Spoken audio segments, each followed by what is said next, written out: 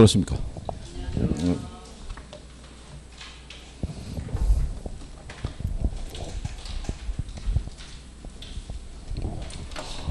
지난번에 그 투자 분석 기법에서 어림셈법까지는 하셨고, 오늘은 저기 101페이지죠.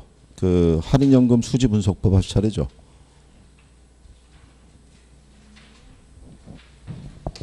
지난번에 어림셈법하고 비율 분석법을 먼저 당겨서 했었고요. 네.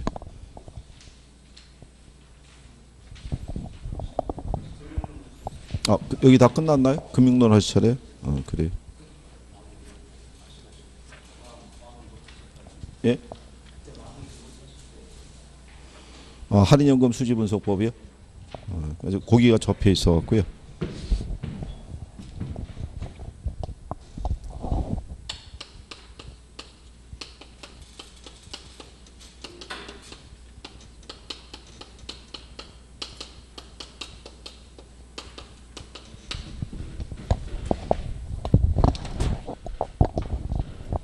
자, 여기 있는 그 할인연금 수지 분석법은요. 지난번에 그 하셨던 어림셈법하고 좀 차이가 있는 거는, 여기서는 요 현금 수지 또는 이 현금 흐름을 이걸 할인을 해서 이제 분석을 하는 방법인데요. 여기 있는 이제 그 현금 흐름이 여기는 두 가지를 다 필요로 합니다. 그러니까 영업 현금 흐름하고요. 그 다음에 이제 매각에 따른 현금 흐름하고, 어림셈법은 이제 요것만 가지고, 한 해의 소득만 가지고 우리가 이제 측정하는데, 얘네는 이 두 가지를 다 필요로 해요. 그래서 두 개의 흐름을 다 파악하는데, 요 영업 현금 흐름에서는 요 세후 현금 흐름 기초하고요. 매각에서도 이제 세후 지분 복귀액.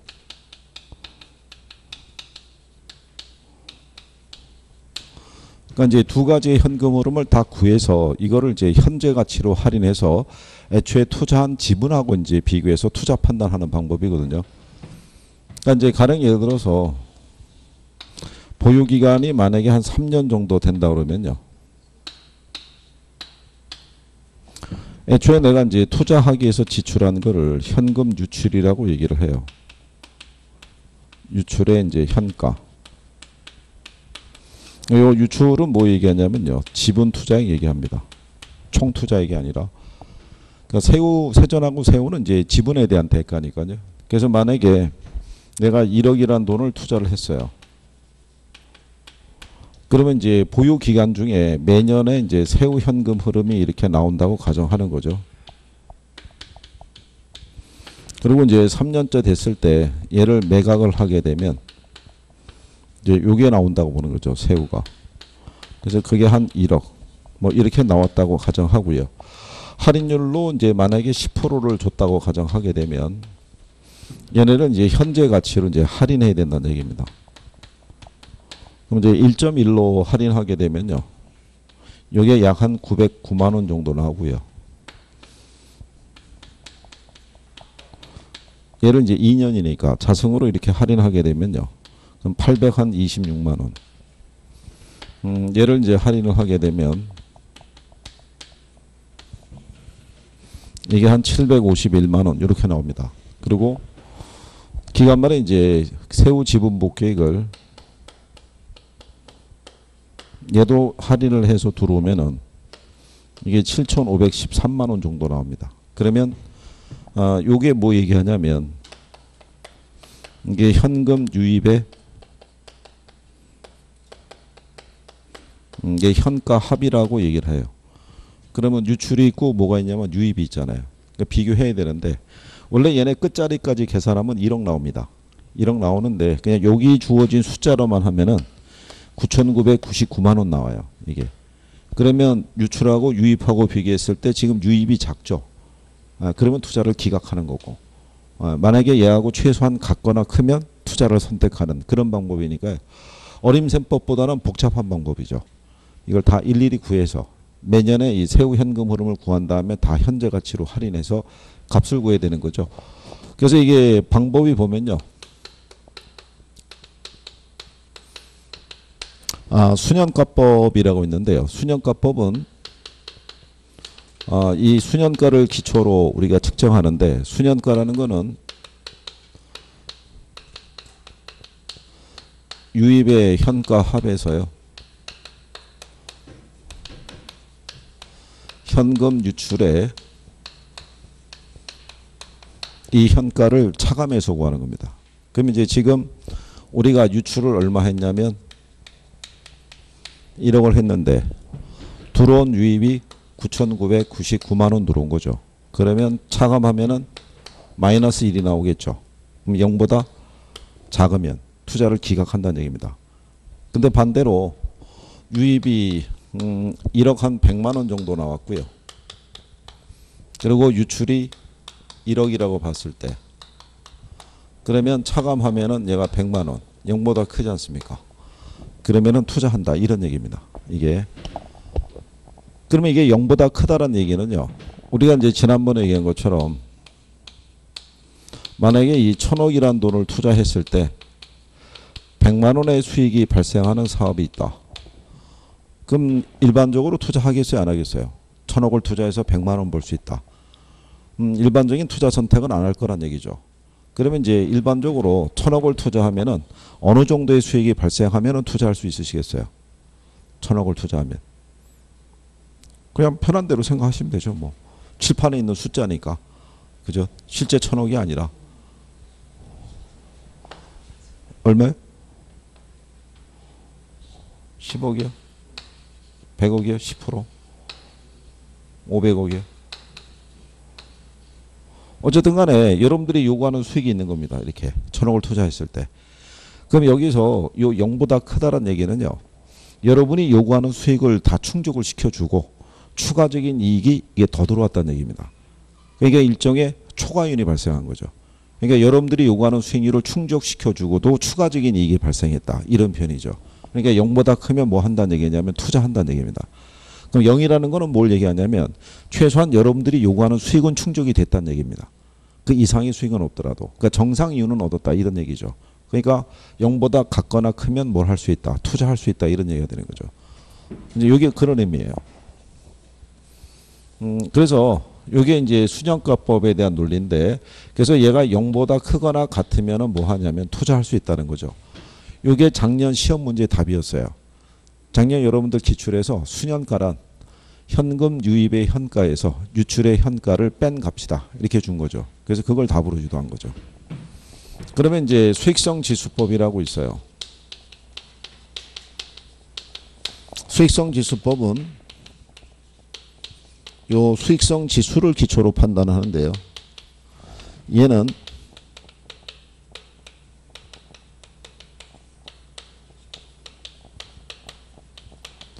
현금 유입의 현가를요. 유출의 현가로 요거는 나눠서 계산하는 겁니다. 그러면 우리가 이제 조금 아까 내가 투자한 돈이 1억이었을 때 들어왔던 수익이 9,999만 원이면 그죠? 그 만분의 9,999니까 숫자가 나오는 게 0.999 이렇게 나갈 거 아닙니까?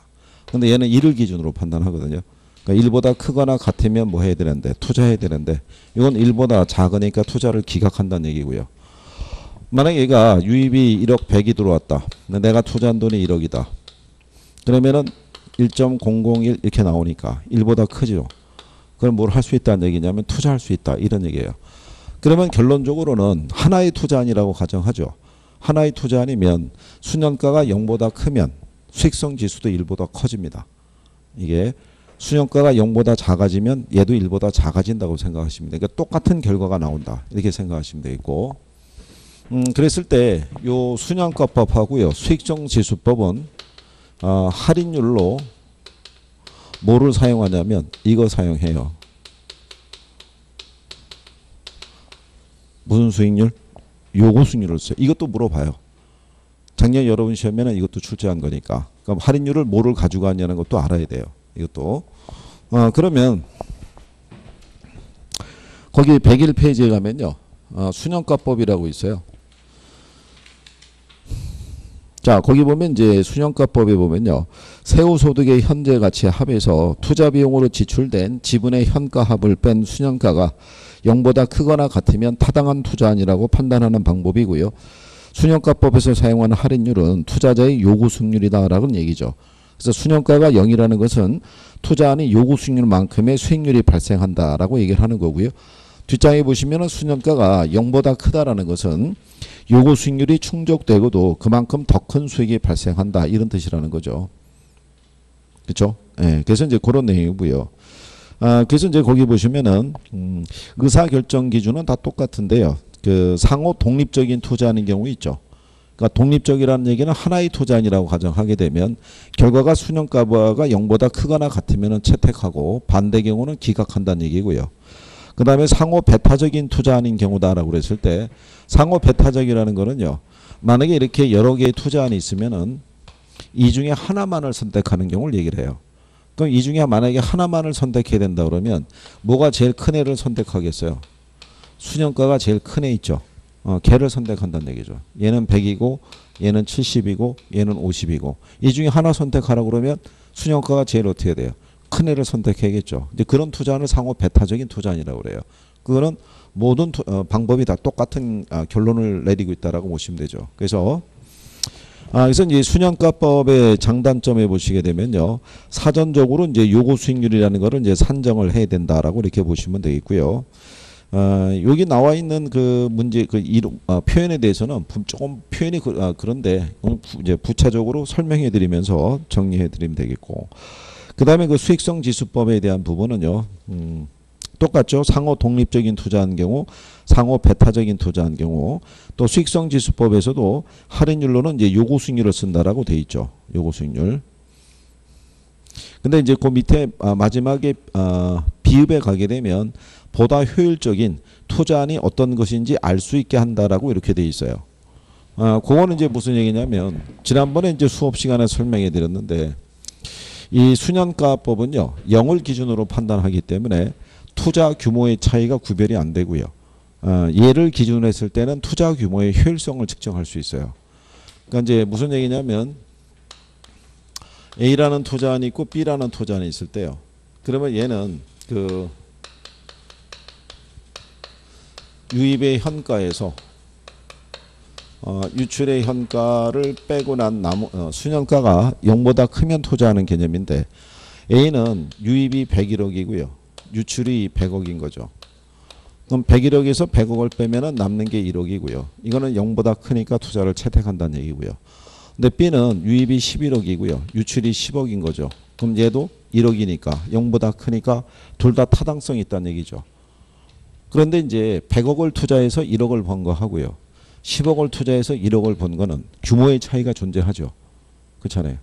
똑같은 1억의 수익이 발생했더라도. 근데 얘네는 0을 기준으로 판단하기 때문에 이 투자 규모의 차이가 구별이 안 된다는 얘기죠. 근데 이제 그거를 이 수익성 지수를 대입을 하면 101억을 이제 100으로 나누게 되면 얘는 1.01이 나오고요. 11억을 10으로 나누게 되면 얘는 1.1이 나오죠. 그러면 초기 투자 규모가 작은 애가 수익성 지수가 커지죠. 그러니까 좀 더 효율적인 투자이라는 걸 알 수 있다는 얘기죠. 이건 0을 기준으로 판단하니까 이 차이가 구별이 안 되는데 뭐를 활용을 하면 수익성 지수법을 적용을 하면 투자 규모의 차이죠. 그러니까 투자의 효율성적인 측면은 얘를 통해서 확인할 수 있다는 거예요. 얘를 통해서는 확인이 된다 안 된다. 안 된다는 얘기죠. 그 단점을 이제 보완해 주는 게 수익성 지수법의 논리다라고 이렇게 생각하시면 되죠. 그래서 이게 그것도 알아두셔야 돼요. 수익성 지수법에 의하면 초기 투자 규모가 작은 아닐수록 뭐가 커지는 거예요. 수익성 지수가 커지는 거죠. 무슨 말인지 아시겠죠? 그 정도까지는 지문으로 활용할 수 있어요. 더 복잡한 것까지는 안 물어보더라도 그래서 그 정도는 알아두셔야겠고요. 그 다음에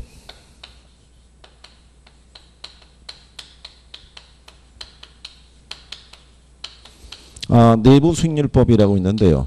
얘는 투자자의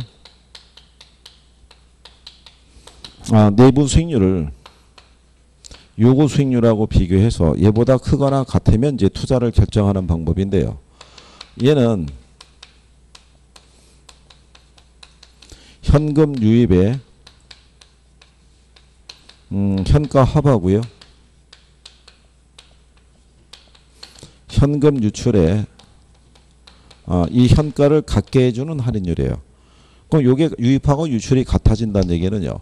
우리가 조금 아까 얘가 1억 100이라고 가정했는데 얘가 만약에 1억이라고 이렇게 보시게 되면 1억에서 1억을 빼면은 남는 게 없겠죠. 같아지면은 얘하고 얘가 1억이고 얘도 1억이라고 보게 되면요. 1억분의 1억이니까 1 나올 거 아니에요. 그러니까 두 개의 크기를 갖게 해준다는 얘기는 수년가를 뭐로 만들어준다는 거예요. 0으로. 그 다음에 수익성 지수를 1로 만들어주는 할인율이라는 얘기죠. 이게 시험에서 인용을 해요. 그러니까 수년가를 0으로 만들어주고요. 수익성 지수를 뭐로? 1로. 그래서 거기 보시면 내부 수익률법의 개념에 보면 나와 있죠. 세 번째 줄에. 수년가를 0으로 만드는 할인율, 그 다음에 수익성 지수를 1로 만드는 할인율이다라고 얘기를 해요. 이건 기억을 해주셔야 되는 거죠. 이것도 시험에 쓰니까.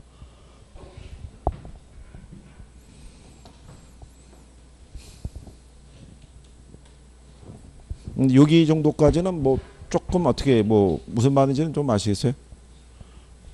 얘는 요거 빼서 계산하는 방법이고 얘는 뭐 해서요? 나눠서. 얘는 두 개의 크기를 뭘 한다? 갖게 해주는 할인율이다 라는 정도. 그리고 여기는 할인율로 요거 수익률을 쓰는데 여기는 할인율로 뭐를 쓰냐면 내부 수익률을 써요. 할인율로 뭐를 쓴다? 내부 수익률. 요거 시험에 나옵니다. 작년 여러분 시험에도 나온 거죠. 작년 여러분 시험에 틀리게 어떻게 출제했냐면요. 수년가법과 내부 수익률법은 할인율로 요거 수익률을 사용한다 그러면 틀리겠죠. 얘네들은 할인율로 뭐를 쓰고요. 요거 수익률. 얘는 뭐를 쓴다? 내부 수익률을 써요. 그러니까 여기는 사전에 할인율을 알아야지만 이렇게 현재 가치로 할인해 들어올 수 있는데 얘는 사전에 이 할인율을 몰라도 돼요. 이건 찾아 들어가는 과정이기 때문에. 그러니까 가령 예를 들어서요. 내가 초기에 1억이라는 돈을 투자했고요. 1년 뒤에 1억 1000이라는 흐름이 발생했을 때 요 두 개의 크기를 갖게 만들어주는 요 할인율은요. 미지수의 값인 거예요. 그러니까 이거는 여기다가 수치를 대입을 해서 구하는 거죠. 그래서 이제 그 예전에 초창기 방법은요. 컴퓨터에 보면은 엑셀이라는 프로그램이 있어요. 거기에다가 이제 이 값을 대입을 해서 두 개의 크기를 갖게 만들어주는 할인율을 찾아가는 겁니다. 이거를. 그럼 가령 예를 들어서 1억 1000을 할인하는데 할인율을 8%를 만약에 적용을 하면은 이 할인한 금액이 1억보다 커져요. 그러면은 이게 할인율이 현재 작다는 얘기니까 이 할인율을 어떻게 돼요? 늘려가 보는 거죠. 이런 식으로. 그러니까 늘려가는데 만약에 할인율이 11%를 적용했더니 거꾸로 할인 이 폭이 너무 커가지고 1억이 안 되고 1억보다 작은 금액이 나오는 거죠. 그럼 다시 할인율을 어떻게 돼요? 조금 더 줄여봐야 된다는 얘기죠. 그래서 한 10% 해서 여기다가 0.1 대입했더니 같아지더라. 그래서 이렇게 플러스 마이너스 조정해서 이렇게 찾아가는 방식이라고 보시면 돼요. 그러니까 뭐 그 과정에 대한 것까지는 신경 안 써도 되는데 결론적으로는 내부 수익률은 사전에 몰라도 된다는 얘기예요. 그 값을 찾으면 되니까. 근데 요거 수익률은 사전에 결정이 돼 있어야 된다. 뭐 이렇게 구별을 하시면 되겠고요. 그래서 이제 그런 내용들을 기초로 해서 이제 정리하시면 되겠고. 그 다음에 또 하나 이제 구별을 해주시면은 수년가법하고 내부 수익률법을 비교하게 되면요. 이론적으로는 얘가 더 우수하다 그래요.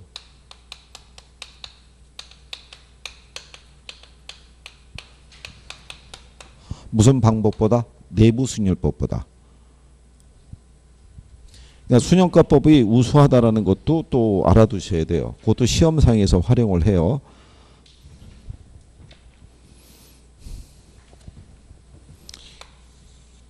그러면 얘가 우수한 이유 중에 하나가 뭐가 있냐면요.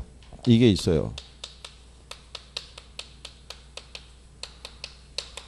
여러분 시험에도 나온 건데 재투자율 문제가 있어요. 재투자율. 재투자율을 기준으로 보게 되면 이 방법이 더 우수할 수 있다는 거예요. 그러면 이 재투자율 관계를 보면은 수년가법에서는요. 재투자율로 뭐를 쓰냐면은 얘는 요구 수익률을 써요. 근데 내부 수익률법에서는 재투자율로 내부 수익률을 써요. 그래서 이 재투자율을 이 요구 수익률을 쓰는 수년가법이 더 합리적인 판단을 할 수 있다 이런 얘기예요. 그러니까 가령 예를 들어서 10억이라는 돈을 투자하면요. 이 사업 자체에 내재되어 있는 수익이 한 1억 정도 된대요. 그럼 10억 투자해서 1억이면은 내부 수익률이 몇 프로 나오냐면 10%가 나와요. 근데 이제 우리가 초기에 사업 초기에 이제 투자를 결정을 할 때 투자자는 내부 수익률만 보고 투자하지 않고요. 그러니까 내부 수익률이라는 거를 바로 받아들이기 힘드시면은 앞에서 여러분들이 기대 수익률이라고 배우셨죠. 그래서 기대 수익률하고 요구 수익률 비교하면 어느 게 크면 투자한다. 기대 수익률이 그런 원래 틀린데 중개사 시험에서는 같다고 해요. 그러니까 그러면 초기 투자할 때 투자자는 내부 수익률만 보고 결정하지 않고요. 뭐하고 비교하겠어요? 요구 수익률하고. 근데 초기에 요구 수익률은 이게 9%였어요. 그러면은 내부 수익률이 요구 수익률보다 크잖아요. 그러니까는 당연히 뭐를 했겠어요? 투자를 했다는 얘기죠. 근데 1년 후에 재투자 여부를 결정을 해야 돼요. 근데 이제 이 요구 수익률이라는 거는 위험에 대한 대가가 가산된 수익률이니까 매 기간의 위험의 크기는 달라질 수가 있겠죠. 그러니까 초기에는 9%였는데 위험이 증가해가지고 1년 후가 됐을 때는 얘가 11%가 된 거예요. 그죠? 근데 여전히 내부 수익률은 몇 프로예요? 10%니까. 반대 결과가 초래했으니까는 여긴 재투자 안 하겠죠. 근데 내부 수익률법은 이걸로 그냥 재투자를 결정하라는 얘기예요. 그러면 이제 이론적인 모순이 발생하는 거죠. 요구 수익률보다 작으면 투자하지 않는 게 기본이잖아요. 근데 얘는 재투자율로 무슨 수익률을 쓰니까 내부 수익률을 쓰니까 그 차이를 반영을 못 해주는 거예요. 그래서 재투자율을 기준으로 측정을 하게 되면은 무슨 법이 더 우수한 판단을 내릴 수 있다. 순환가법이. 그래서 뭐 요 내용까지 나오진 않는데요. 시험상에서 재투자율을 기준으로 우리가 판단을 할 때 무슨 방법이 더 우수하다는 거예요. 수량가법이. 그러니까 내부 수익률법이 더 우수하다 그러면 틀려요. 그러니까 이제 그런 내용 정도는 기본적으로 알아두시면 될 거란 얘기죠. 뭐 그 이상 뭐 복잡하게 더 많이 물어보거나 그러지는 않는데요. 그래서 기본적으로 이런 내용 정도는 정리를 좀 해두시는 게 필요하다 이런 얘기죠. 이게 지금 많이 단축시킨 거거든요. 이쪽 별로 좋아하지 않으셔가지고 많이 단축을 한 건데 그래도 기본적인 거 이 정도까지는 그래도 되셔야 문제가 나오면 간단하게도 풀 수 있거든요. 아주 어렵게는 안 줘요. 여기는 간단하게 그래도 주는 게 뭐냐 왜 그러냐면 학생분들이 공부를 잘 안 해요. 이쪽을 싫어해가지고 거의 버리다시피 하니까 간단한 내용을 주더라도 맞추는 것보다는 틀리는 게 많죠. 전혀 보질 않았으니까.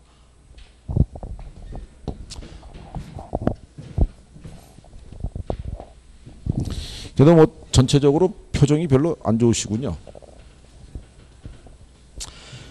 안 되시면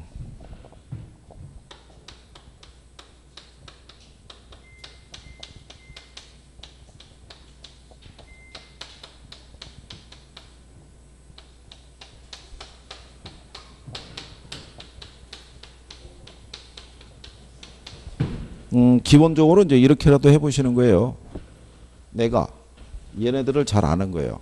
아는데 이게 내가 누구냐면 이게 내부 수익률이에요. 그러니까 내부 수익률은 얘를 0으로 만들어 준다 그랬죠. 그리고 얘를 뭐로? 1로 만들어 준다 그랬잖아요. 그러니까 내가 얘들을 잘 아는 거예요. 그죠? 아는데 얘는 빼기를 잘하고요. 얘 빼서 계산하죠. 유입해서 유출을. 얘는 나누기를 잘하는 애예요. 나누기. 얘는 나눠서 계산하잖아요. 그죠? 근데 얘가 나보다 빼기를 더 잘해요. 그 얘기는 얘보다는 얘가 더 우수한 방법이라는 거예요. 무슨 방법이? 순환가법이. 그렇게라도 기본적인 틀이라도 정리를 해보세요. 기본적이라도. 일단 기본적인 게 있어야 이게 나중에 뭐 조금씩 플러스가 될 수 있으니까 아무것도 정리가 안 돼 있으시면요. 나오면 그냥 틀릴 수밖에 없거든요. 그런데 기본적인 거라도 어떻게 해보셔야 된다는 얘기죠. 그런 내용으로 가끔씩 나와요. 이거는. 기출해 보게 되면요. 여러 번 정리한 게 있다는 얘기죠.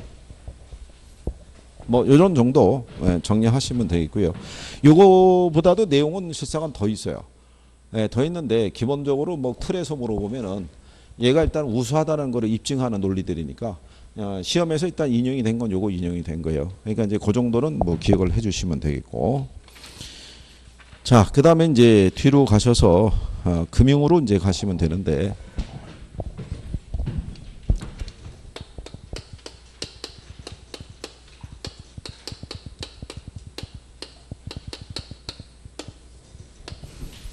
자, 이 금융에 대한 거를 보시면요. 여러분들 시험상에서는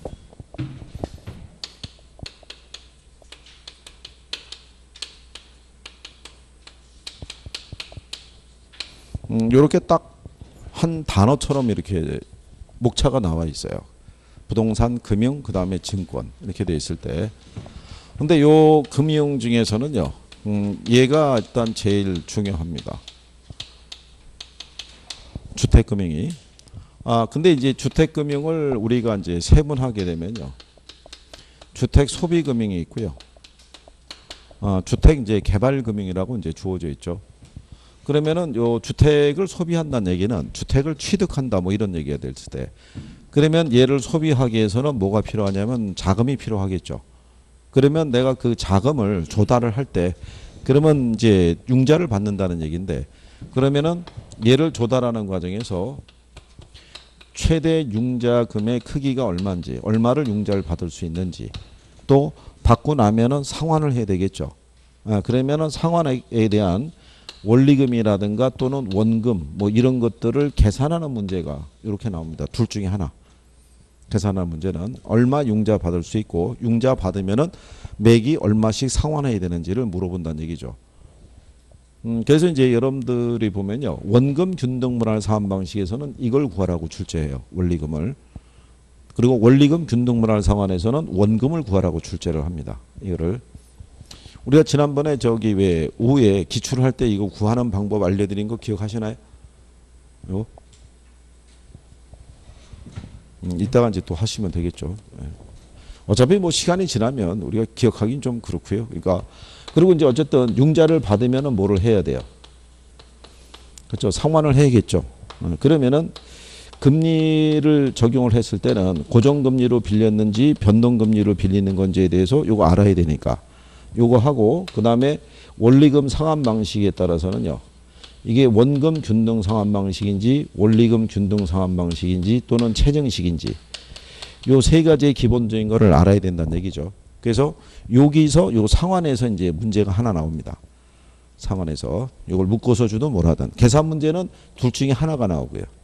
계산 문제는. 근데 요렇게 해서 이제 우리가 대출을 이제 받았죠. 그리고 이제 상환이 들어갈 수 있는데, 여기 만약에 은행이 있어요. 은행이 이 고객들에게 예금을 수신을 받아서 또 다른 고객에게 뭐를 해주냐면 대출을 해주는데, 고객이 맡긴 예금은 단기 자금이고요. 대출은 뭐로 이루어지냐면 장기로. 그죠? 그러면 대출을 해주고 나면 은행은 이 주택에다가 뭐를 설정하냐면은 저당권 설정하죠. 그래서 이제 그 저당권의 명칭을 뭐라고 그러냐면 저당 채권이라고 얘기를 해요. 채권. 그러면 여기 있는 요 채권이라는 거는요, 기업에서 자금을 조달하기 위해서 발행하는 사채 개념이 아니고요. 이건 권리를 얘기하는 겁니다. 원리금을 술취할 수 있는 권리. 근데 그 권리만을 갖고 있을 뿐이지 현금은 아니란 얘기죠. 그러면은 이 고객이 맡긴 예금을 찾으러 오게 되면은 은행 입장에서 보면 얘가 부채잖아요. 줘야 되는데 돈은 장기로 운영이 되고 있으니까, 그러면 유동성 문제 걸리죠. 그럴 때 만약에 요 저당 채권을 뭘 할 수 있으면, 유동화 시킬 수 있으면 그런 문제가 해소가 될 수 있다는 얘기죠. 그래서 이 저당 채권에 관한 무슨 제도? 유동화 제도를 출제를 합니다. 이거를 요 구조까지는 알아야 되니까. 그래서 요게 하나 또 언급이 된다라고 생각하시면 되겠고, 그다음에 부동산을 이제 유동화할 수 있는 또 방법 중에 대표적인 게 리츠라고 있어요. 부동산 투자 회사 제도. 그러니까 거기까지 해가지고 이론적으로 한 3개 정도 기본으로 출제가 된다라고 생각하시면 돼요. 그래서 요 제도, 그 다음에 부동산 투자 회사 제도, 우리가 리츠라고 얘기하죠. 그래서 얘네 3가지가 상한하고 3가지가 기본으로 출제가 된다고 생각하시면 돼요. 그러니까 모의고사를 보시더라도 요 3개 파트는 기본적으로 출제를 하게 될 거예요. 그리고 이제 계산 문제 하나 들어올 거고요. 그 다음에 이제 물어보는 게 우리나라에 이제 부동산 이제 금융 제도 있죠, 제도. 예, 제도라든가 아니면 새로운 금융기법이 있으면 이제 그런 게 이제 하나씩 들어올 때가 있어요. 그래서 이제 그런 내용 정도를 이제 보시면 되겠죠. 그래서 지금 우리가 이제 이걸 유동화하는 거를 이제 말씀을 드렸고, 그러면 증권이라는 건 뭐 얘기하냐면 요거를 유동화시켜서 이제 2차 시장에서는 이거를 사들여 가지고 그거를 기초로 해서 뭐를 발행을 해서 증권을 발행을 해서 유동화시킨다라고 생각하시면 되겠죠. 그래서 그 증권의 대표적인 게 MBS라는 거죠. 예, 그래서 이제 요 제도 안에서 이제 그거까지 정리하시면 된다. 이렇게 보시면 되겠고요. 이제 구조가 이제 조금은 기억이 나셔야 된다는 얘기죠. 구조가. 그래서 금융 들어오면은 몇 가지는 탁 떠올릴 수 있어야지만 나오면 그래도 웬만한 거는 맞출 수 있다는 얘기죠. 자, 그래서 이제 거기 보시면 부동산 금융 이렇게 나와 있는데요. 실상 이 금융에서는요, 제일 중요한 게 무슨 금융이다? 주택금융이라고 보시면 되겠고요. 금융이라는 건 여러분들이 아시다시피 자금 융통의 준말이잖아요. 그죠? 예, 그러니까 주택의 구입이라든가요, 또는 개발 등에 필요한 자금을 이제 조달하는 것을 우리가 주택금융 이제 이렇게 얘기를 합니다. 그래서 이 주택을 구입한다는 얘기는 이제 주택을 소비한다는 관점이고요. 주택은 이제 개발한다는 것은 이제 공급자 금융에 해당이 되는데, 주택을 공급하기 위해서는 역시 공급자들에게도 뭐가 지원이 돼야 돼요. 자금 지원이 이루어져야겠죠. 근데 이제 금융기법상에서는 우리가 프로젝트 파이낸싱이라고 해보셨죠. 그 프로젝트 파이낸싱에 대한 기법을 활용해서 자금을 조달할 수도 있고요. 아니면은 국민주택 규모 정도라고 그러면은 주택도시기금의 지원을 받아서 주택을 공급할 수도 있다, 이런 얘기죠. 그래서 이제 그런 내용 정도로 이제 알아두시면 되겠고요. 자, 그러면 이제 거기 교재에 보시면 금융의 기능이라고 나오죠. 역할인데요. 지난번에 이것처럼 정부가 만약에 뭐 융자금은 3억이고요. 연리 1%, 대출기간 30년, 이런 식으로 만약에 금융상품을 판매를 하게 되면 많은 사람들이 융자를 받아서 집을 사려고 하겠죠. 그러니까 금융의 역할이 상당히 중요한 거죠. 만약에 저런 식으로 공급해주면은 거기 나온 것처럼 주택 거래가 활성화가 될 수 있겠죠. 그리고 자가주택의 공급이 확대될 수 있을 거고요. 그 다음에 이 조건으로 융자를 받으려고 그러면 여기에 가입이 돼 있어야 되는 거죠. 청약저축에. 그러면 이제 뭐를 유도하냐면 저축을 유도할 수 있다는 얘기죠. 그리고 그걸 다시 또 주택기금으로도 활용할 수 있다, 뭐 이런 얘기가 되는 거죠. 그래서 이제 이런 것들이 금융에 대한 역할이다라고 이제 이렇게 생각하시면 될 거예요. 그죠? 이제 그런 정도로 보시면 되겠고요.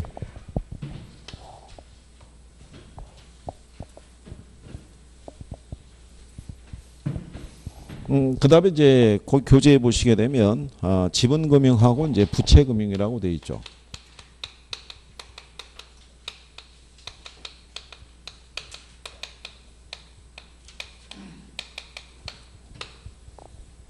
자, 자금을 이제 조달을 하는 과정에서는요,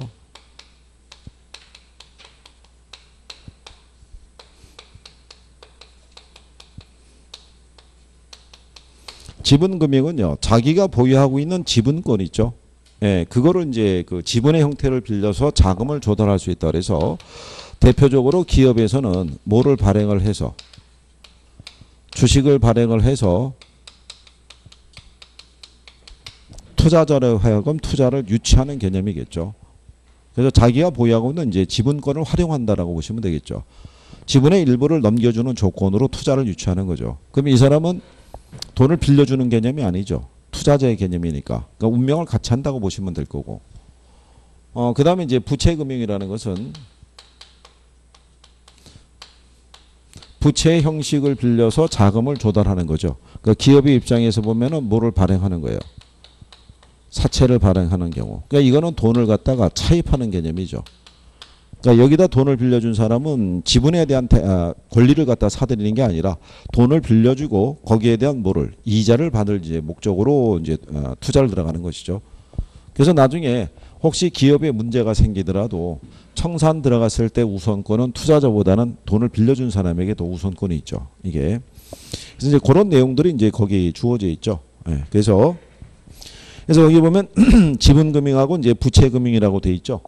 예, 그래서 이제 특징에 보면 수익에 대한 배분에 있어서 지분금융은 수익에 따라 배당을 받는 건데 부채금융은 수익과 관계없이 정해진 이자를 받는다라는 것이죠.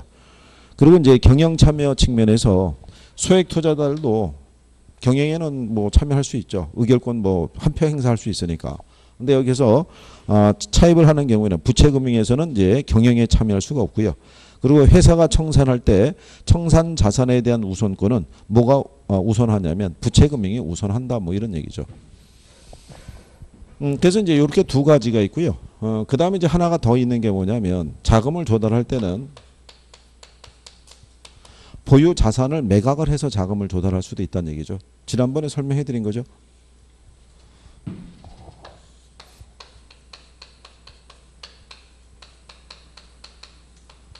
보유 자산이 부동산이 있어요. 한 10억짜리. 근데 현금은 제로예요. 근데 이거를 팔아버리면 얘는 제로가 되지만 얘가 10억이 이렇게 들어올 수가 있겠죠. 그러니까 뭐를 매각을 해서 보유 자산을 매각해서도 자금은 조달할 수 있다는 얘기죠.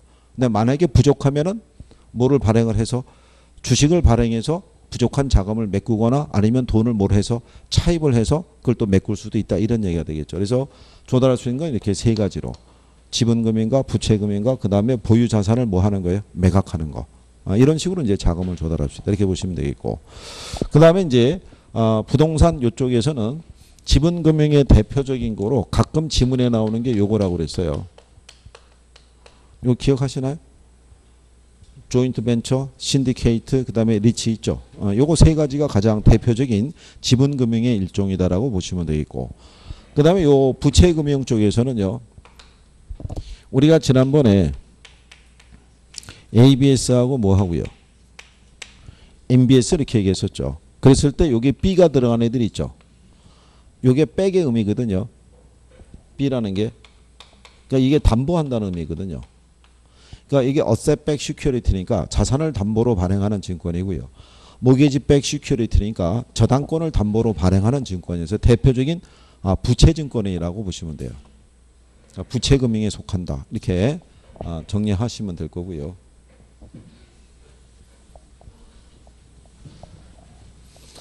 참고로 이렇게 한번 출제한 적이 있어요.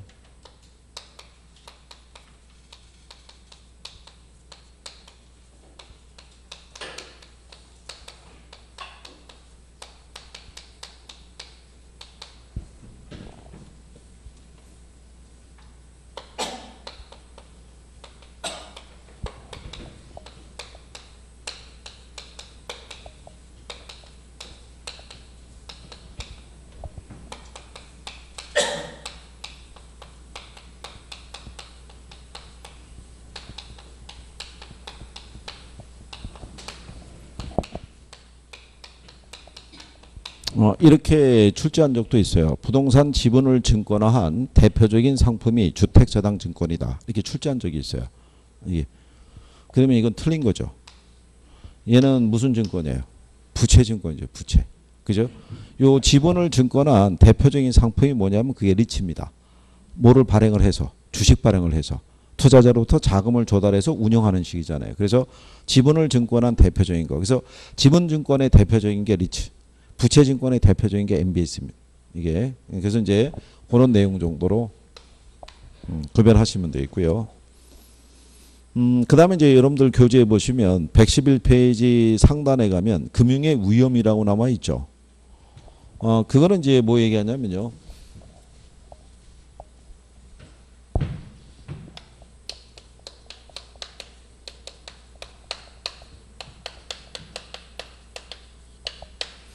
기본적인 이자율이라는 게요.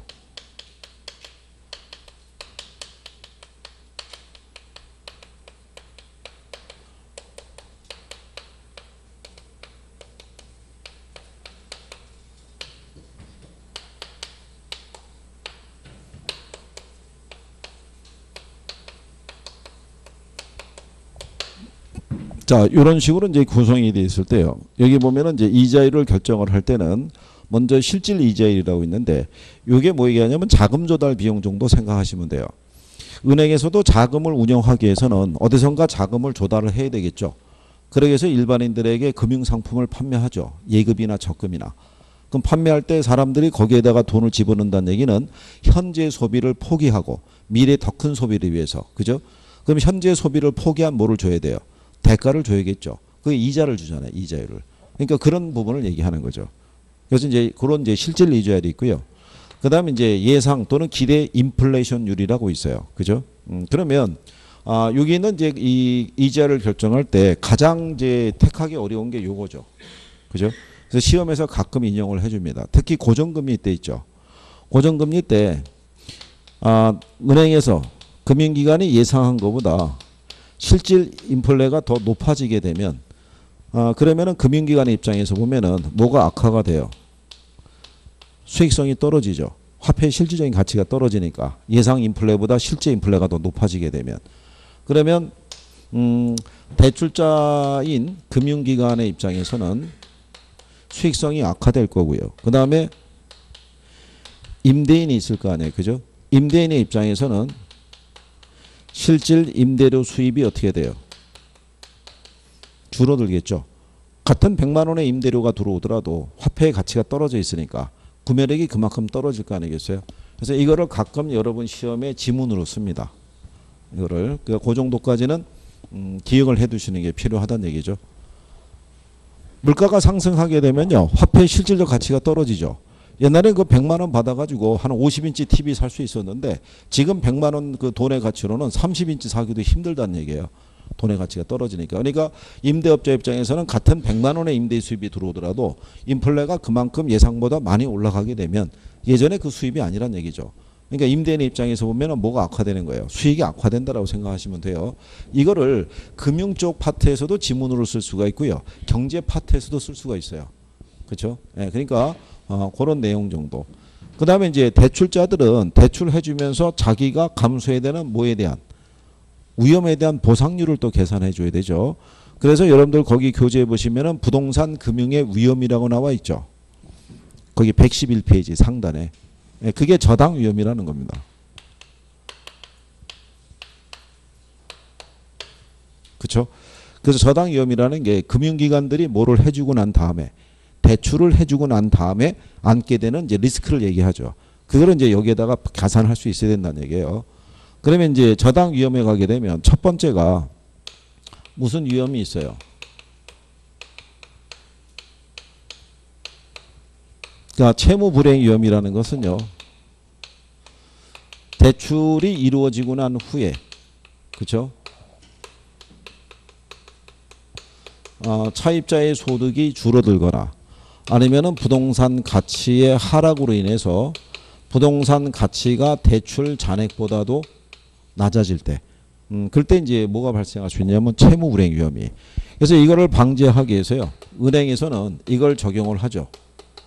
DTI라든가 또는 뭐를 LTV를 적용해서 일정한 비율 한도 내에서만 융자를 해주지 그 이상은 무리하게 융자는 안 해준다는 얘기죠. 대응책으로. 그 다음에 이제 또 하나가 뭐가 있냐면요.